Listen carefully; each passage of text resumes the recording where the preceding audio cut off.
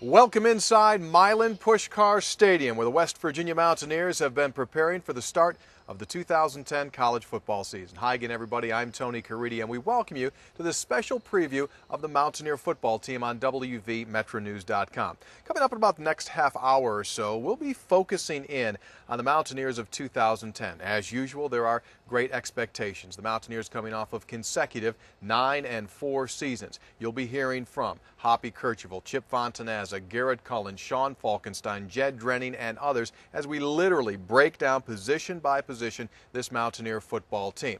Where is this Mountaineer football team as they get ready to start the season? Well, that's the question that remains to be answered. But one thing that's known for sure is that they're a lot better off after the announcement by both Jock Sanders and Noel Devine that they would be back for their senior seasons. That talented tandem made the announcement shortly after West Virginia's appearance in last January's Gator Bowl. I mean, I'm comfortable with my decision that I made. I'm happy with the decision I made. I love it, and I love it here, and I love the team that we have right now. And I'm feeling pretty positive about my decision. And even if things don't turn out as planned, I'm still going to be happy with my decision. The return of Devine and Sanders makes West Virginia an automatic contender to win their 7th Big East championship. I mean, it's great, man. I mean, I can't go wrong. I mean, I have the best of everything. I have a great running back, and I have, great receivers and a great line. I mean, it's basically up to me to get the ball in their hands. Devine has the potential to become just the 4th player in school history to rush for more than 4,000 yards and the 6th to score more than 30 rushing touchdowns in a career. Last season, Devine rushed for 1,465 yards and 13 touchdowns. Yet many fans wanted to see the ball in number 7's hands more often. You know, when you say Noel Devine has to touch it so many times, and Jock Sanders has to touch it so many times, and then you want to throw the ball to Bradley Stark so many times, or tight ends and Tyler Urban and Will Johnson so many times, then you put number 1 out there, Tavon Austin. That's been the biggest addition. When you put him on the field, and our defensive coaches will tell you, man, that guy is lightning in a bottle. This season, Coach Stewart has committed to getting the ball to Devine more. One of the reasons Devine can't get the ball all of the time is because of all the other playmakers on WVU's offense. That includes fellow senior Jock Sanders, who is on pace to become the school's all-time leading receiver. The St. Petersburg, Florida native has averaged 62 catches per season over the last 2 years. I haven't played a single game yet. I'm not focused on that. I'm trying to get through camp and just get better each and every day. Sanders and Devine possess more than just speed and shifty hips. The duo has become the unquestioned leaders of this year's squad. I'm Dave Wilson. There's no question that the Mountaineer offense will rely heavily on both Noel Devine and Jock Sanders as Geno Smith takes over for Jeff Mullins' offense. As Hoppy Kercheval reports, Smith is ready to shine. West Virginia enters 2010 with its 3rd starting quarterback in as many years. Geno Smith takes over for Jarrett Brown, who in turn followed the legendary Pat White. Smith is just a sophomore and has only 2 real games of playing experience. As a true freshman, he played almost the entire game against Marshall last season in Morgantown after Jarrett Brown suffered a concussion on the game's 4th play from scrimmage. Those games gave me a lot of confidence, and it also showed me that, that the speed of the game is, not so much where I thought it would be. I thought it would be a lot faster, but, obviously, when you get in there and you have to, take hits and you go through everything, you get experience, and I think that's what helped me the most. Against Marshall, Smith completed 15 of 21 passes for 147 yards and a touchdown. He did not see significant action again until the end of the season when Brown was hurt again. This time it was the Gator Bowl against Florida State. In the second half of the Gator Bowl, Smith completed 8 of 15 passes for 92 yards. But the Mountaineers were able to score just once in the second half, losing 33-21 to the Seminoles. After an encouraging freshman campaign, Smith suffered another setback in January when he broke a bone in his foot that required surgery. Because of the injury, he was limited in spring drills, only participating in past skeleton drills and throwing on the sidelines. Once I'm out there in the field, I'm not thinking about my foot. I'm just out there, going through my reads and, playing football as I would normally do. I think that's really, really exciting for me, just being out there and, helping our team and leading these guys. Geno won't spend much time thinking about that. He's more worried about, getting us in the right play, making the right read, and doing what he's supposed to do. But Smith is now back to full health and will be expected to lead an offense that has a variety of weapons at its disposal. He's right on point. He's doing really, really well, and I'm excited to see him play this fall. While Smith may be lacking in the experience department, he has no shortage of respect from his fellow teammates. He's ready. There's no doubt in my mind he's ready. It's just, he's just trying to read his right reads. And, on each and every defense, the defense don't account for the quarterback. So that's easy yardage for us when things break down. Coach Stewart and the rest of the Mountaineer Nation are excited to see what Geno Smith can do this season. The potential is great. The weapons are there. But it remains to be seen if Smith can harness that talent and lead the Mountaineers back to a BCS Bowl game. I'm Hoppy Kercheval. Well, Hoppy is right. There are some very talented players on this West Virginia offense. However, as Kyle Wiggs reports, for the most part, that receiving core is still very youthful. One of the most improved areas of this Mountaineer team for the 2010 season should be the receiving core. The group is led by a trio of returnees who combined to start 22 games a year ago. Jock Sanders was West Virginia's co-offensive MVP, following a season in which he had 72 catches for 688 yards and 3 touchdowns. He was 5 catches short of tying WVU's single-season mark. He needs 55 grabs this year to set a new West Virginia career record for pass receptions. The other returnees are junior Bradley Starks and Tavon Austin. Both are poised to have breakout seasons. Starks is the best blocker of the bunch. A converted quarterback, he had 29 catches for an average of 14 yards per reception a year ago. I think it makes it a lot easier.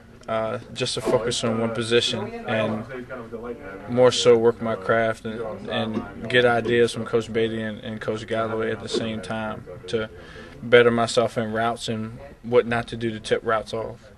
The player to watch in the group, according to the veteran Sanders, is sophomore Tavon Austin. Going a lot. He's been a playmaker since day one, but now he's just getting everything and he's gelling like, He's getting his point across on the field. When you got a point across to be made, he's getting that point across that he's one of those playmakers that the team have to worry about, another team. Tavon is one of the most dynamic players we have on the team. He's definitely a guy we got to get the ball to. He's a guy who can play multiple positions, and Tavon's going to be great. He's going to make good plays, and it's just about working on a daily basis. Austin shouldn't be the only Mountaineer receiver with the ability to stretch the field this year. In fact, a couple of young pass catchers have emerged during preseason camp, and that should give Mountaineer receivers coach Lonnie Galloway the most depth he's had at that position since he took over as position coach 3 seasons ago. We got some young guys that can, we're counting on J.D. Woods, Devin Bailey, Adam McCartney coming in, rated high, but yet to see if he'll be ready. Things are moving a little fast on him right now. But, it's good to have, 6, 7 guys right now and try to figure out of those which ones I can count on. Freshman Ivan McCartney is certainly one to keep your eyes on this season, as he is expected to make an immediate impact. Also, redshirt freshman Stedman Bailey is much improved after taking a year to get acclimated to the program. He catches everything. That's one thing about Stedman. He's going to catch anything you throw to him. And, we got other young guys, that's showing up, J.D. Woods and a lot of other young cats. It's just good to see those young cats out there just enjoying themselves and competing at a high level. All of the options the Mountaineers have should cause headaches for opposing defensive coordinators as they prepare to face this West Virginia offense this season. That's the biggest thing, it's, Jock and Bradley and, Tavon and Eddie. For the most part, all of them can play all over the field. In Noel Devine, the Mountaineers have one of the most explosive weapons in college football. West Virginia got its 3rd down woes solved a year ago with the emergence of fullback Ryan Clark. Tight ends Tyler Urban and Will Johnson are expected to be fully integrated into the offense as well. But the key to loosening up those opposing defenses just may be how well West Virginia's deep and talented receiving core produces. I'm Kyle Wiggs. Thank you very much, Kyle. And it will be fun to watch that West Virginia receiving core mature as the season goes along. One unit that is mature on the Mountaineer offense is the line. 4 starters return. As Garrett Cullen reports, those big guys in the trenches are ready to do their job. It almost seems impossible when you think about it. Last year's offensive line never missed a down, not a single snap of action.